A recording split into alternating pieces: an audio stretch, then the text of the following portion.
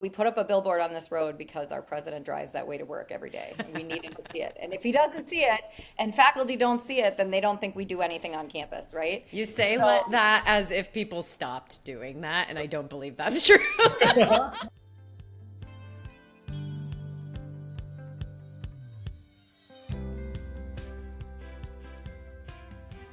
Hey Mallory, when's the last time you were retargeted by an ad? I mean, this morning, Volt, you can't open up Instagram and not have an ad retarget you within about 30 seconds. But I'll tell you what, I am getting flooded with these really cute Mary Jane Sambas from Adidas. And I think I've probably seen at least 5 ads for them every day for the last 5 weeks. It's remarkable that I have held out this long and haven't bought them yet, but just I'm wait. done. I am sure that by AMA, I will be wearing the Mary Jane Adidas Sambas. What about you? Oh, also shoes. The Billy Shoes. Reed brown suede Oxfords. Absolutely gorgeous. I am going to be wearing those to AMA because I did buy them. Because I'm pretty sure that Instagram has realized exactly when I have the second martini every night. And those ads just pop up right at my weakest moments. And it's just quite wonderful. I look at Instagram and I say, you know me so well. Oh, you hear me, phone 24/7. Exactly. And speaking of knowing someone well, we have the honor of welcoming Jen Lonchar to Higher Ed Icons. She has more than 20 years of experience and she has spent her career challenging the status quo.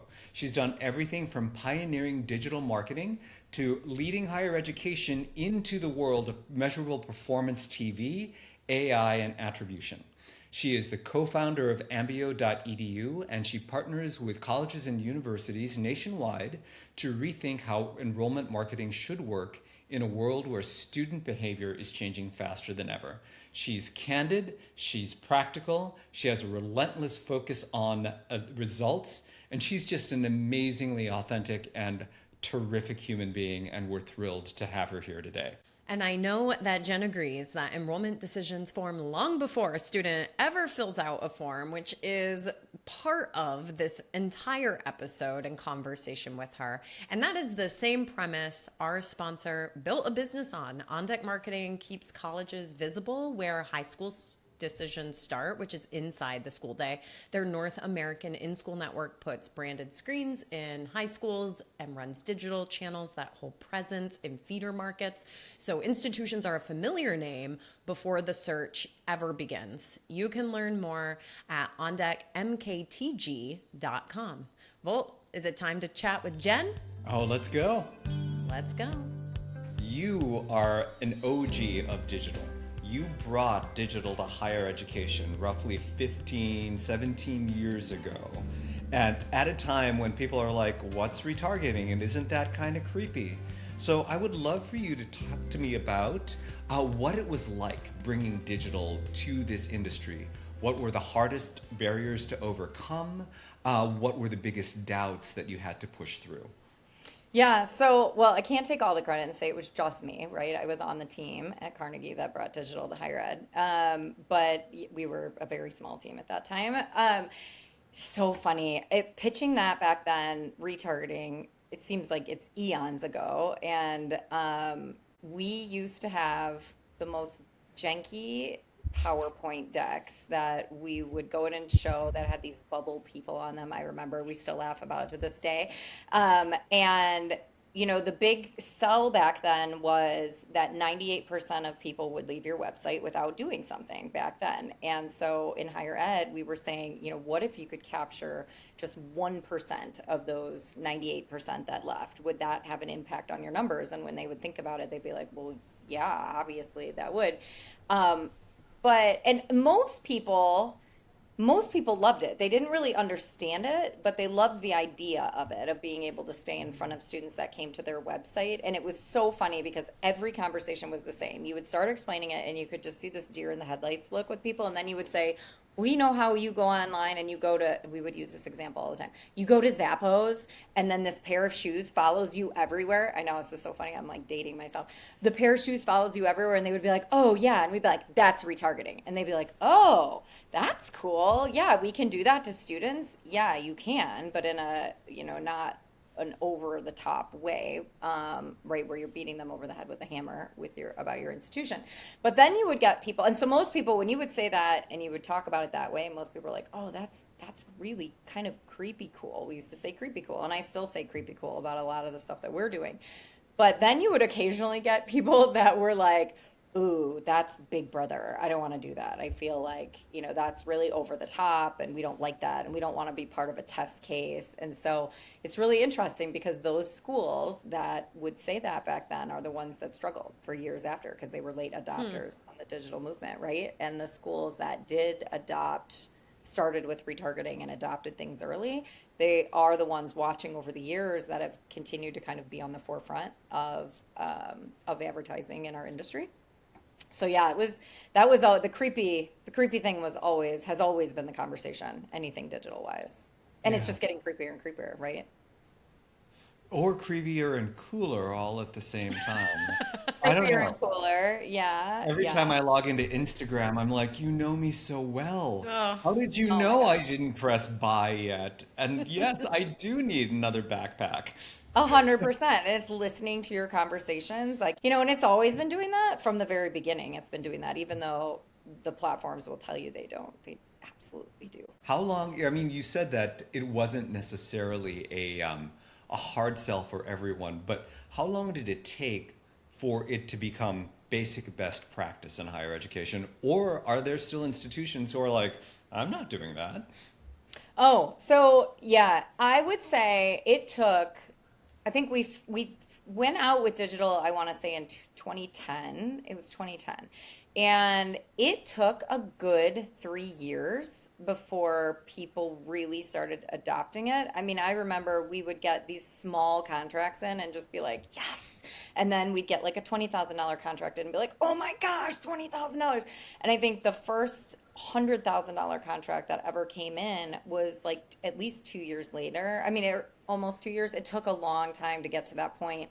And there was one of the people I worked with did cartwheels down the hall because it was like so my exciting. gosh. So it took a good 3 years of really pushing it for people to start really adopting digital as, I mean, back then, only like 20 to 23% of budgets were dedicated to digital marketing back then. I mean, think about it. Most schools were spending a lot of marketing on billboards. And so that was always a big thing I would say to people too. And I think I wrote a blog about it a long time ago was that, it's almost like having a billboard. Retargeting is like having a billboard that kind of follows your audience and just, like imagine walking out the door of a student walking out the door of their home and there's a billboard now right in front of their house for your school because they were interested in you and you can measure that, right? You can see that. So how about you take some of that money from those billboards where you can't measure anything and you put it into this and you test it out. And I think that was the big thing that really started moving the needle. And then social started to come into the picture. Then Google started to really come into the picture, right? And that changed everything when that started happening. Oh, we can do Facebook advertising. And oh my gosh, Facebook is a marketer's dream because back then you could target based on anything you wanted. It was like, here you go. Here's everything about our audience. What do you want to do? And so I feel like once that started to come about, then it just changed everything. And then you start getting IP targeting and geofencing and all of the different things that, we're now doing like no big deal anymore. Those were fun. It was fun times back then. I know it's so like, oh, back then, back in the good old days. But really it was I'm so thankful I got to be part of that because riding that wave in our industry was so incredibly fun and cool. And I think anyone who was on that team with me back then that went through that from start to finish will tell you the same thing. Like it was just such a fun time to Jen, do be. you remember any of your earliest campaigns that you launched? Like, do any stand out? Yeah, actually, so one in particular, it was an international campaign for the University of Cincinnati. It's still one of my favorite because I also love Charlie Schwartz. Shout out to him, who now works at Carnegie, but was at Cincy for a long time. But he was like, okay, you've been recommended to me. I'm going to give you guys some money and we're going to test out retargeting to international students. And we actually presented on this at two different conferences. It worked so well that their on the ground recruiter, and I think it was Vietnam. I'm pretty sure it was in Vietnam. Their on the boots person who was there called and said, all right, I don't know what you're doing, but I literally have people walking in and applying because they said they're seeing us everywhere on the internet. And That's then awesome. it was so cool. And then they also had one of their students that they used in the ads. And she came home for the summer and was like a celebrity everywhere around Vietnam. Like everyone was like, "Oh, we see you online all the time." So yeah, that's one of my favorite stories that we could absolutely tie back to that. Like, and then so that what they did was they ran for like 6 months, and I think they paused their campaign. I want to say it was like January, and their person on the ground actually called. They were having a conversation. He's like, "Yeah, we were getting tons of applications, and for some reason, he's like, it just kind of dried up and stopped." And Charlie's like, that's when we stopped our campaign. So they had absolute great data to back up everything they were doing. So yeah, we presented at CIS about that once. I think we presented at International ACAC, maybe NACAC even. I can't remember. But yeah, Cincy was a good case study for a while around that. So, Jen, you talked about how exciting the time was when you were introducing digital with a small team to higher education. That to me sounds a lot like the dot-com boom that a lot of us rode. And I'm just curious, is AI what bursts that bubble? Yeah, interesting. That's super interesting question actually to think about. I don't think it's going to burst the digital bubble. I think it's going to change the digital bubble. It's going to change what we've become used to. AI is almost, it's really funny. Actually, it's reframing taking us back in time a little bit into what's old is new again. And I think that we got so back then, going back to like when it was just retargeting, it was fresh and new. The idea was to get people back to your website because that was your best content. That was where people learned about you. That was the foundation of everything.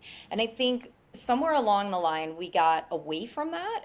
And the website stayed there and it still played an important part in the marketing, but we started getting away from that and driving people to landing pages and microsites and using paid search ads and taking them where we wanted to take them. And sometimes we were kind of forcing people down this, forcing this square peg in this round hole, and sending people to places where they couldn't get a lot of information from. Like a landing page, you couldn't really get a lot of information because I think everyone got so excited and so hung up on the measurement part of it that we forgot about the experience part of it and the experiential part of the whole process. And I think AI coming in is it's changing that and it's shaping the narrative a little bit because it's taking us back to a time where people were allowing them to get the information that they want before they even get to the website, which is cool. But we're seeing paid search, those long tail keywords and stuff are really kind of diminishing because people are getting their answers much sooner. So by the time they get to the site, they've already done their research. They've already got their answers a lot of time. They're either ready to request information or ready to apply. So I think we're seeing a resurgence of content being so important. Not that it was ever not important, but I think now people are starting to focus on it a little bit more, and not just keyword stuffing and things like that, but really content that is going to be picked up in these AI answers. So in a way, it's a little bit more nuanced. We're going back to some of that more organic being more important than that just shoving people down this funnel. And so I think schools are having to rethink they're having to rethink content. They're having to rethink the role that their website plays in the journey with these students. So we're getting away from some of that more down funnel actions that we've been trying to push people into. So I don't think AI is going to necessarily, it's not going to get rid of digital or anything. I think it's going to come in, it's going to change the way we do it. We have to be more thoughtful in the way we do it. We have to be more open-ended in the way we do things. It's going to change the abilities that we have to target people. We're going to be able to layer in a lot and let AI take over on the back end and really go find the right people. So yeah, I'm really excited. I mean, AI is starting to come in and play such a cool role in what we're doing as marketers. I'm excited to see where it's going to take us. It'll be interesting to see though, because everybody's jumping into that swimming pool. Eventually that pool is going to get really, overfilled. And I think we're going to see a natural selection of those that are doing a really good job with it rise to the top, and those that are just in it to be in it are going to kind of fade away. So it'll be fun to watch that trajectory over the next couple of years. But to clarify, you did say that the website is going to be more important, right? Yeah, I think the website, yeah, too. Yes, Volt, yes, the web is going to be really important. And funny enough, I mean, I've always felt, your website is your strongest. That's your strongest tool. It always is, because if you think about it, that hasn't changed anything. And one thing I tell my clients all the time is you need to put yourself in the seat of the student or the seat of the consumer. And you need to go through the process, because all of us are guilty of getting head down in our job and being very insular in the way we think about marketing. And we need to think about it from a bigger picture and put yourself through the paces, right? Of what do these students go through? And if you think about something, you see an ad for something, what is the first thing you do? You pick up your phone and you Google it, or you search it, right? And you go to the website. That's not going to change. So the website at the end of the day is still your best marketing tool. But now you have to think about all that content and how that's being pulled into these various places. So you have to be more thoughtful about it. It can't just be this regurgitation of things that you have on, PDFs that you're handing out. And it needs to be more thoughtful. It needs to be more question and answer oriented. So yes, Volt, it is very, very important. Thank you. I think that it is forcing us to remember our brand awareness strategies and tactics, because if you show up in a AI chat and the student has no idea what your institution name is, they've never heard of it before, the first time they're hearing of it is when Claude is sending it as a response to what are the best science programs, in a 30-mile radius of where I live. My suspicion is a student is going to be more likely to go to the website of the 2 or 3 institutions that they're actually familiar with, maybe not the 2 or 3 that returned in that search result or AI result that they've never heard of before. And so this is leading me to ask you about streaming TV, which is where, like your new venture, Jen, what is up with streaming TV? Where in the funnel is this positioned? And, as somebody who clearly puts stakes in the ground around the new and the upcoming, is this that for the next era of AI search?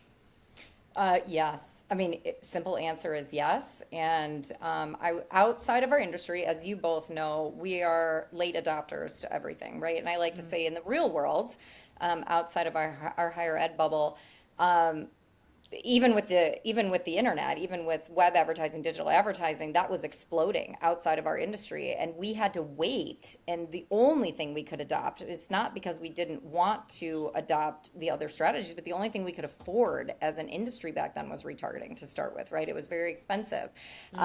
And streaming has somewhat been the same. It has been exploding. It is one of the fastest growing places outside of higher education. 70% of marketers outside of our industry are moving their money to streaming. And so it was the decision to take this on and bring this to our industry. There were 2 things really that had to be like no-brainers when I decided to do this. Was number 1, is it something we can afford, right? Because I'm not going to take something out there to our industry and be like, this is such a great service, and sell you on it and be like, it's only $1 million, Mallory. You would be like, yeah, Jen, okay, Bye. Peace out. So no, that was one of the first things was we need to make this affordable for schools and all sizes of schools, not just the big universities, but also small, tiny niche schools. They have to do marketing too. So it needs to be affordable for everyone. And number two, it needs to be measurable for everyone. We need to be able to tie it back to ROI because budgets aren't getting any bigger. And in order to add new and different services, you need to be able to measure it. And so no dummy when it comes to all of that. So those were two big things for me. And we are doing that. And streaming, though, is following the exact same trajectory that digital followed. It has been wild. I am literally living back in 2010, 2011 with this, talking to schools about it. It's the same. I get the same creepy questions. I get the same, well, it's TV, it's too expensive. Does it even work? We can't measure it. We've tried it before and it didn't work. So I'm reliving that. And as the adoption grows, and as the proof points grow, as clients use this and incorporate it into their marketing strategies and they see the results, it is taking off. And people are like, this is a no-brainer. Like, why, what took us so long to do this? This is incredible. So it's very similar to digital. And we do things a little bit different. We do, we have AI incorporated into everything we do from the front end and building the audiences and going out and finding audiences wherever they're streaming to the optimization piece that's built into it. So being able to see what people are doing after they're exposed and are they going to the website, what pages are they visiting, and then the platform optimizes based on that so that your budget is being spent on the right audience, finding people that look just like that. And then all the way through to the measurement piece at the end, we're able to tie back enrolled students actually back to the exposure to be able to say, yep, here is your whole list of students that saw your commercial and went to your website and took some kind of an action. So I get the creepy cool thing, all the time with that. But it is, I think, in 2 years, I keep telling people in 2 years, we're going to be in a very different spot talking about this. And to your point, the reason why, Mallory, is because I keep telling people that if you are waiting to reach out to students until they already know who you are late to the game. You're going to be late to the game because somebody else has gotten their brand in front of that student more than you have. Mm-hmm. And believe it or not, you probably hear this too. I mean, both of you I feel like there's this constant battle between branding and lead generation. Branding and lead generation. Well, that's just branding and awareness. Well, that's just lead generation. And I keep trying to just beat into everyone's heads like branding is lead generation. If people don't know who you are, they're not going to request information from you. They're not. And so this is a really nice tool because it does both. So it drives enrollment, it drives lead generation, but it also increases brand awareness, and it's getting it at the household level, which is also something that's different because we've gotten so good over the years with digital, so refined in our targeting, so good with our targeting down to that student level, right? Which is what everyone's wanted to do, except the problem is now that everybody's doing that. So the students are getting berated by messages all over the place. So we like to take a step back and say that the living room is the new quad. And that's where conversations are starting around the dinner table. They're starting in the living room, in the car, with siblings, with friends. And so just being present when people are living their lives and in a non-intrusive way happens to be a tool that's working exceptionally well. Can you explain the mechanics of this to me as if I'm like 5 years old? Yeah, absolutely. So anytime you stream, if you're streaming, so think about this. I think when I say this to people, this is the thing that kind of causes the light bulb. Your TV on your wall is just another digital device in your house now. It's your phone on the wall, basically. You can't get a TV that's not a smart TV anymore. As soon as you plug it in, the first thing it asks you to do is connect to the Wi-Fi. And as soon as you do that, you are now connected, your TV's connected to every other device in your household. So anything you look at on your phone, anything you search for on your laptop informs what you're going to see on the TV. So now you know that you are seeing completely different commercials than your next door neighbor is seeing. We are gone from the day of watching Friends on Thursday night and everybody seeing the same commercial before that comes on. This is tailored to you. And I mean, you talk about creepy. The creepiest of creepy is with healthcare and pharma. And you go to the doctor and get a diagnosis, and 2 days later, you're seeing ads all over the place for that same diagnosis and that medicine that you're being prescribed, right? And that's not a coincidence. So I think about it that way, is that all of those things you're looking at, we can target by. So down to the household level, we can target by interest. We can target by any number of demographics. We can target by first party list data.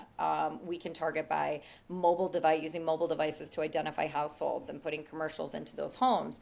And then what you're doing is we have all the different streaming providers into one place, into one DSP essentially. And so we load in all this audience data on the front end, and it's all real-time bidding. We're bidding on ads to get in front of them, but then also we're able to retarget them with commercials. So we can also retarget people that are coming to the site with commercials. So now you think about, the billboards. It used to be, well, we put up a billboard on this road because our president drives that way to work every day. And we need him to see it. And if he doesn't see it and faculty don't see it, then they don't think we do anything on campus, right? You say that as if people stopped doing that, and I don't believe that's true. Oh, they're 1,000% still doing it. And it's so funny. Whenever I say that in a meeting, everyone's like, yep, exactly. We've all got that billboard. Yeah. Everybody. So I had a school this year, it was really funny, retargeting from the website with commercials, right? That's just a very small part of the budget, but it's a really important piece, is retargeting from the website, because then what happens is your students, the current students see it, the board members see it, the president sees it, the faculty see it. I had one marketer tell me that she did a town hall and she said, faculty are never excited about anything with marketing, as you both know. And she said, for the first time ever, they were like, oh my gosh, we're seeing commercials on TV for our school, and how can we do that for our programs and all these. She's like, it was the first time ever they've been excited about anything. So there's a lot of little benefits you get to that too. But then most people's behavior is going to be to see that commercial. Most people are watching TV with their phones sitting next to them or their computers. And they're going to Google, right? And they're going to go to the site. And the cool thing is that we can track that and see who's doing that. But then, there's other things, hopefully, that the school is also doing. I mean, it's all part of the ecosystem. And that's what I tell everyone. Like, what you're doing is whenever you add streaming to the mix, and it's going to amplify everything else you're doing tenfold, because it is increasing that brand awareness. It's creating that layer of credibility, because there is something about seeing brands on TV that is increases brand affinity and brand credibility. And we just put out a big survey where we surveyed 2,000 high school students and asked them about their media consumption and what social platforms are they using, what platforms are they using in general, how often. And then we did ask them some streaming questions, like, how does this make you feel when you see commercials on streaming? And they said it increases the way we feel about that brand, and it builds trust.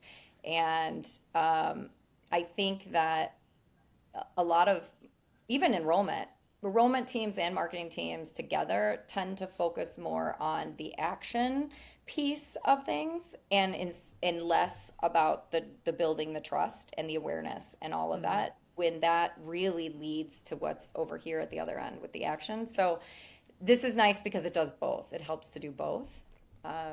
It's a very exciting time. Did I do a good job, as if you were a 5-year-old? Yes. I feel very educated. So that works for me really well. So here's my question, because this sounds super exciting, and the way that you explain it is really, really awesome. It sounds like it is like, it's amazing how well it works. So I also know it took a year and a half for you to be convinced to do this. And you said that launching this was, quote unquote, jumping off a cliff with your eyes closed. Now, you had already done this once before, and you rode the digital wave. What took you so long to decide that you were going to ride the streaming wave? Well, it wasn't necessarily... Well, I think, okay, at the beginning I was a little skeptical, just like everybody else is, about the streaming piece. And because again, and this is, I think, why I can create such a argument for it because I was there and was also skeptical at the beginning when I started talking to my business partner about it. Um, is it too good to be true? Is it really going to work as well as they say it is? And um, yeah, it's working for all these big brands, but is it going to do the same thing over here? And so that was a little bit scary, but my business partner's great. I have a lot of trust in him. And so the conversation, um, I trusted him. But I think it was more so what took me so long was really just the idea of going out on my own and, do I have enough street cred in higher ed to do this, right? And because we all know that this industry is 150% built on relationships, and I will go to the grave arguing with anybody who says differently. Um, it is about the relationships you've built over time, your integrity behind that, and I think for me, I needed to remember I was also not in a great place for the 2 years when this decision was being made. In that, and I don't mean not in a great place, but I mean just the job that I was in at that point left me feeling very unfulfilled and doubting myself, very much so. And so I was like, can I really do this? Do I know what I'm doing? Are people really going to believe me? Are they going to want to do this? And so it took me a long time to get to a point where I was like, yeah, yeah, you know what you're doing. Yeah, you can do this. You can take it out there. And then I went to NACAC in September of 23 and had business cards already made and was handing them out to people and was like, hey, this is what I'm doing. In a couple weeks, I'm going to be announcing this. And I think the reactions that I got from people really solidified that I'd made the right decision. And ever since then, it has been just the best 2.5 years of my life, the most exhausting 2.5 years of my life, but absolutely some of the most rewarding times of my life because it's been such a fun wave to ride. True story. Everyone I know knows you and loves you.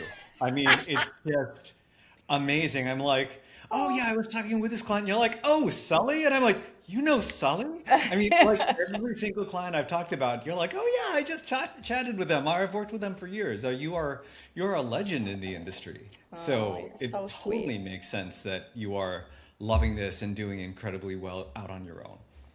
Thank you. I appreciate you saying that. And like I said, I struggle with imposter syndrome, like so many of us, I think. And I struggle with it a lot. It's been something that I've always struggled with. So hearing that makes me feel really good.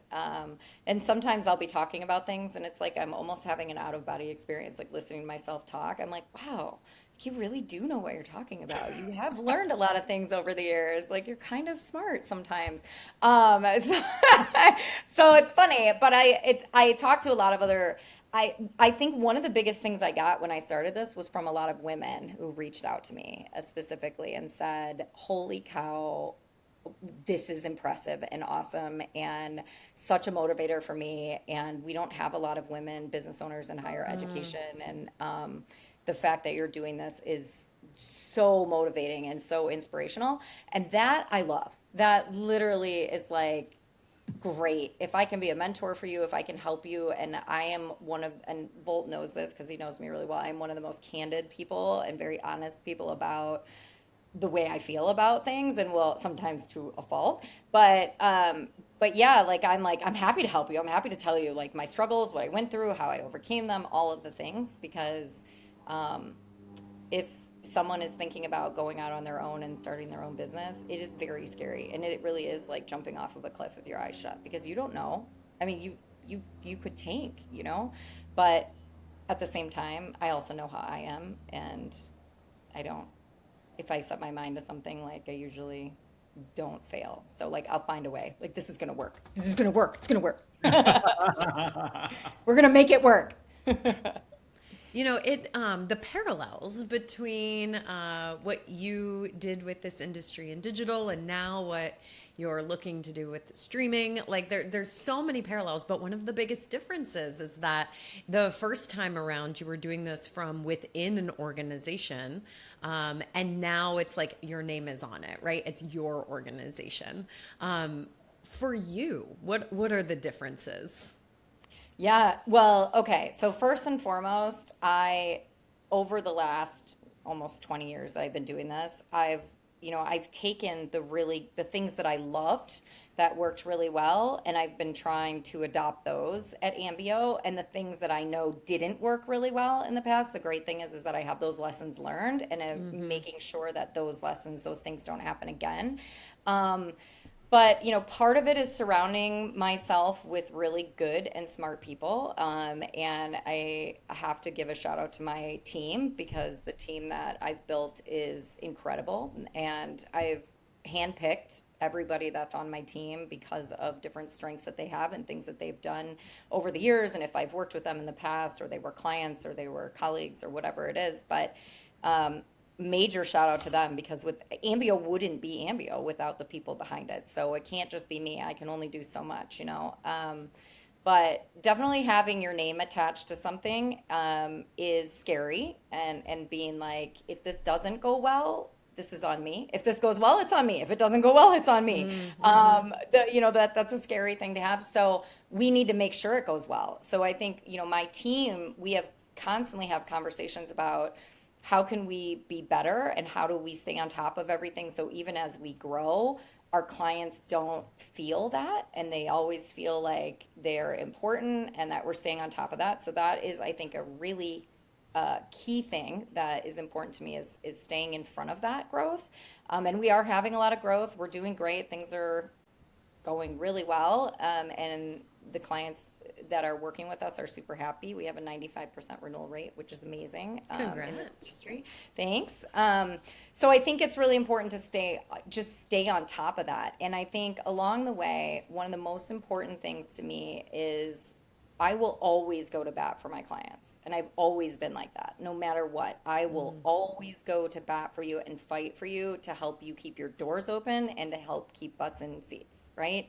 And at the end of the day, how you get there, if you get there and you give all the credit to somebody else, but we were a part of that and we helped drive it, I'm fine with that. As long as you bring us on and we can continue to help you do that and be successful, and you want to give credit to Google or whatever, that's fine. I'll give you all the proof points that I can to show that we're making a difference. But at the end of the day, all I care about is that you're making your class and you're keeping your doors open and your president is happy with what you're doing. So the other thing is too, like, we do have agency partners that we work with, and that's one of the things that I actually love doing, is partnering with other agencies. So I tell schools, like, even though we're a full service agency, we don't have to do all of it. We can come in and just do the streaming piece if you want, or we can do streaming and audio streaming, or streaming and, social, whatever you want. But if you're working with another agency that you're super happy with, let us come in and collaborate with them. We play nice in the sandbox with everybody. And I think that's something that gets lost a lot in our industry, when it comes to other agencies not necessarily wanting to partner with anybody else because you're feeling like someone's going to come in and take your ball or whatever. I don't know. But at the end of the day, what's best for the client? What's best for the school? Yeah. Because that's the most important thing. Yeah. I am curious, because this is a term that you coined. How are you helping schools combat the perception cliff? Tell us a little bit about that and how your work helps to deal with that. Yeah. So again, won't take 100% credit for that. That term came out of a podcast, the Vine Down, that I did with Emily Smith at College Vine. She and I were going back and forth about the changing of perception. I think that's kind of when that term got coined, but it's real. And I think, the biggest thing for us is all we've been talking about is the enrollment cliff for the last, I don't even know how long, 5 years, 6 years, whatever. And that is quantifiable information. You can track that. You can track the demographic shifts and everything like that. But what's been silently happening over the last probably 8 years, 6 years, maybe 7, 8 years, is this changing of perception of higher education in general. It's the sweeping movement across our country that higher ed, that colleges and universities, you don't need a degree. You don't need a degree. It's too expensive. The payout's not there. You don't need it. And that is the part that you can't quantify. And so that is the part that I think is going to come in, and everybody's going to say, well, I've been doing all the right things and I've gotten into new demographic areas and I'm targeting all the right people and the numbers should line up, but they're not. And that's when that's going to come in, because we are seeing that that lack of support from outside of our industry.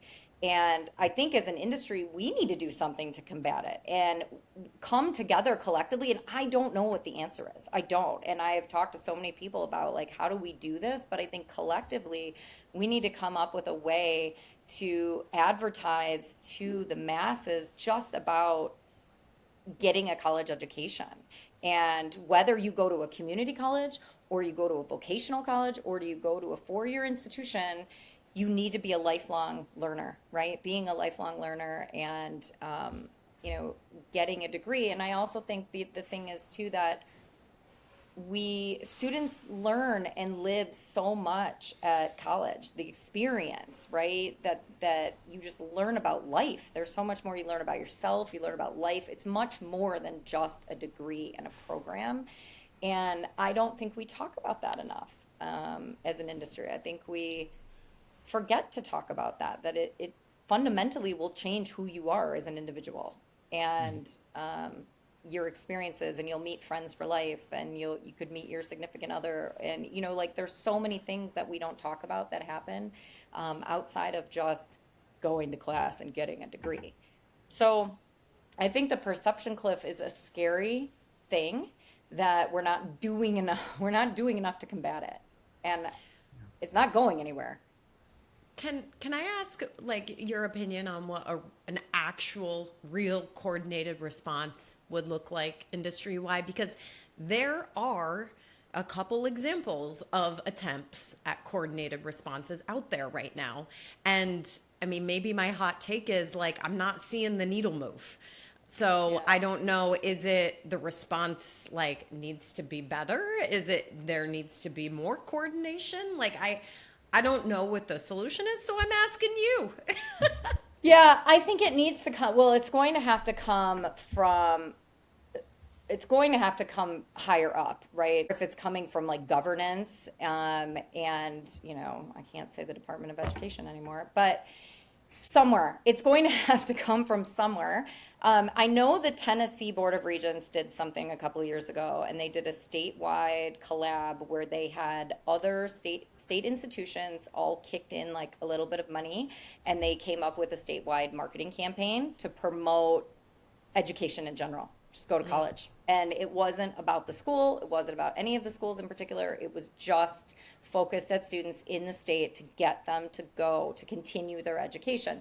And I think it's going to have to be a collective effort. And I don't know, like, there's been ideas we've floated around. I've had various conversations with people about, like, well, what if every school kicked in a small amount of money, and it really wouldn't even have to be that big if everyone kicked in a little bit of marketing money and it went into, like, a pool, just a higher education fund pool that funded this nationwide marketing campaign about higher education and continuing your education, and would not be brand specific at all, just very much almost like a coalition for education. I don't know how you would I don't know how to start it. I don't know how you would do it. It's been something that I've been talking about for a while, but I have not been able to necessarily champion it because I don't want it to seem like it's self-serving. Like, oh yeah, you're a marketing agency. Of course you want to do that.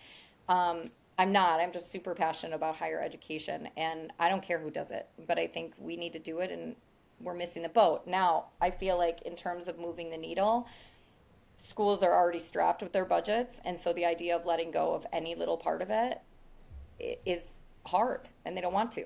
And so, they're like, well, why should I have to pay for that? So is it something we can get grants for? I don't know. It's going to take a lot more than just me talking about it. It's going to have to be a bigger movement for us to do something. Convince me that vitamin C is important in my day-to-day diet, and then I'll go buy orange juice, right? And so it's Right? like, if you're Yeah. selling oranges, you got to back it up a few steps before. Well, I mean, that's a great example. Look at the milk industry and what Right. they did with Got Milk. That campaign changed the milk industry forever. I mean, Right. it changed it. And now everyone's like, oh, I have to drink milk. Well, you don't have to drink milk, but that campaign sure made you think like you needed to drink milk. So, that's the great thing about marketing. I mean, it can be done. I think it could absolutely be done. It just would definitely have to take a coordinated effort, and we'd have to find money somewhere to do it. Well, Jen, you based your career on seeing things that that would work far before everyone saw that it would work. You take a look at what you did with digital and what you're doing with streaming now, introducing something that has proven to be exceptionally effective in an industry that hadn't heard of it before. So here's my closing question for you. What's next? What do you see in the horizon that might be the next sure bet, the next big thing? Well, I think AI obviously is going to play a huge role in that. There's no getting away from it. It's here to stay, and it's just going to get bigger. I think the schools that are figuring out how to use it to their benefit, in everything they're doing, like in their student communication, which I know there's some companies. It's funny because there's a lot of companies out there that are doing different pieces of that in terms of communications to students, and but I don't really think anyone has adopted anything AI driven marketing yet necessarily. I could see one of the things that we're looking at and talking about is really helping schools, because when it comes to AEO and GEO, content is so important, and being able to generate that content and stay on top of that content that you need to have out there. It's not like you can just set it and forget it. And I think that looking at AI on how to develop content for AEO and GEO specifically, I think is going to be something that it's really interesting to me. I think that could be a place where we could see some movement, because teams are getting smaller, bandwidth is getting smaller at a lot of these institutions, budgets aren't huge, so you need to be able to, you can't just hire someone all the time. That can't just be the answer. I need to hire a content person that can pump out all this content on an ongoing basis. So what tools can we develop that can really assist with that? I think that is one space that I think could be the next big question mark. Is great, now you did this SEO and this AEO audit, and now the company who did it for you is giving you content recommendations and what you need to do. So either you hire a company to do that content for you, you're hiring someone to do it, or you hire somebody. So either you're paying a company or you're paying an employee. How can we come up with a tool that generates content for us, understanding us as an institution, knowing what we need to get across, and uses those audit results to be able to do it? That's kind of where my head has been going with things lately. Cool. Thank you. So, yeah. I don't know if that's the answer, Volt, but I feel like that's where we need to, as an industry, I think we need to learn to work smarter and not harder in so many ways, right? And I think you're going to see schools that are going to start doing that, as opposed to farming everything out all over the place, because a lot of schools have been farming out these things, but now I think they're starting to get a little bit smarter and wiser, and are like, hey, we can take more of this in-house and do it in a smarter way than having to always pay someone else to do it. So I think that'll be really interesting. We're going to watch schools, I think, diversify their partner lists, I think diversify the services that they're doing. Yeah, it's going to be we're going to have, the next couple of years are going to be really fun, and I think we're going to see a lot of change and shake up in the industry as a lot of these new tools come out. It was so much to think about, Jen. Thank you. We so appreciate your time. Thank you. You are such an icon in this industry. I've said this now on some of our recent episodes, but Volt and I seem to be uncovering, right? It's almost like this formula of what makes a higher ed icon, and recognizing trends before they're a trend is definitely one of those things that keeps coming up. But yeah, it's so interesting how it's always grounded in what is foundationally just good tenets of Marcom. And I think the last 45 minutes has been a masterclass in what is new, what is next, but yet still grounded in what we know is just foundationally the right thing to do. So thank you for helping us push forward, but also reminding us that there's just some stuff you don't forget about. Oh, I love it. And I learned more about digital in the last 45 minutes that I've known, like, period. So this has been great. Well, I appreciate you both having me. Seriously, you guys are both icons in yourselves, and so to be a guest on your podcast means a lot to me. So I really appreciate it. Okay, Mallory. So I've said this many, many, many times before, but I'm in my 50s and I drink. So my memory is not as great as it used to be, but do I dimly recall that you did a presentation once called From Hollywood to Higher Ed. I remember exactly when that was. It was like May 2020. And I'll tell you, Volt, the reason why I felt so passionate about putting that digital event together for M. Stoner is because I was living in Hollywood and watching the industry around me, the entertainment industry. My husband's connected to that industry as well.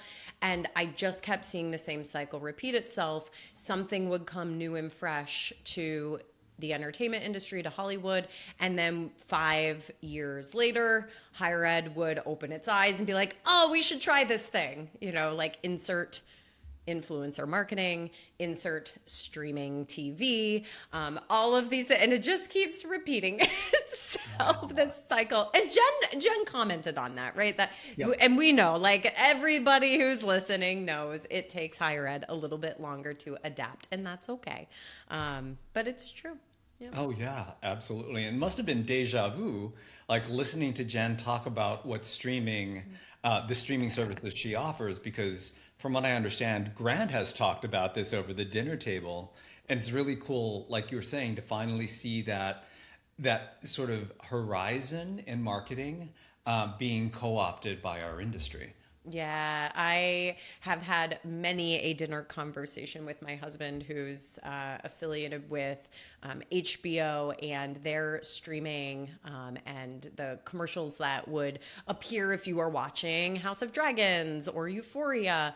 And it is wild. Like, I can't say and disclose everything on the mic, but just where they are at with their abilities to connect not only the products that you see in the TV shows directly into like what ads you are going to be served while you're watching that show, but like to the point that they're able to understand like what your Amazon purchases have looked like and put certain things in front of you in certain patterns or colors or whatever that like go with the things you've bought in the past that may or may not be connected to the show you're watching. It's just like Jen wants to talk Big Brother, like this is next level, and your ability to just like buy right from the QR code now that appears on your screen. I mean, it's really, I'm excited that colleges and universities are like waking up to this. Well, deja vu. I mean, doesn't this remind you of the early days of selling responsive design at M. Stoner?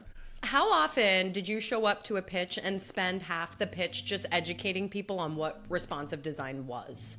Most every definitely. time. Yeah, absolutely. Yeah. But I think that's part of what I love about being in this industry is being able to bring ideas that might not be new, but they're new for higher ed, and we find ways to adapt and adopt them in meaningful but appropriate ways for what we are trying to accomplish. Yeah. And somebody has to like pick up the torch of educating the industry on the thing. And I think that's what makes Jen's such an icon. I mean, she's done this. She did it so well in the digital space. Yeah. And now she's doing it again with streaming. And so it'll be really interesting to see like, how that goes. And I asked her about, the company around her, right? Because it is one thing to do it from the comfort of the larger organization around you. It is different to take up that torch when your name is on the line. Absolutely.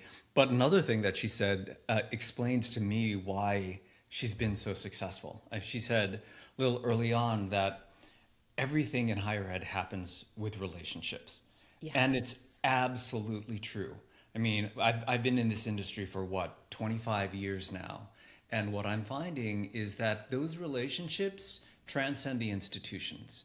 Clients who work with us and have a really great experience in one place want to work with us in another place. And you build that level of trust over time and across different institutions, across different agencies. And that to me is number one part of what I love so much about the industry is our industry is those long-standing relationships, but also the idea that you get to work with people that you really love to work with, right? Again and again from project to project. Yeah. Yeah, that is, I mean, this industry runs on relationships. And so, like for those of us who've been, able to build them over decades, like that really works in our favor. But for a young company that is just starting out, even though they have some people like Jen there, Yeah. they're going to have to work just as hard to build the brand awareness that they're like bringing to their clients, right? It's like, will she be taking the same medicine that she prescribes to the people she works with? We will see. We will see indeed. But knowing Jen, my bet is that AmbioEdu is going to be a household, or do we say household? Do we say a campus-wide name? I can't wait to see the ads on my next HBO show. That's all I have to say. No. Awesome. Well, Mallory, that wraps up another episode of Higher Ed Icons. As we leave our listeners for this episode, what should we be? Iconic. Thanks, everyone. Talk soon. See you next time. Bye.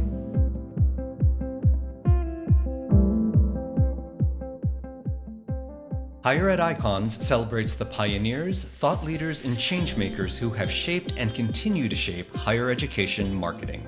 New episodes drop every other Tuesday. Subscribe and leave us a rating wherever you listen. Higher Ed Icons is made possible by our founding sponsor, On Deck Marketing, keeping colleges and universities visible where students learn, walk, and scroll.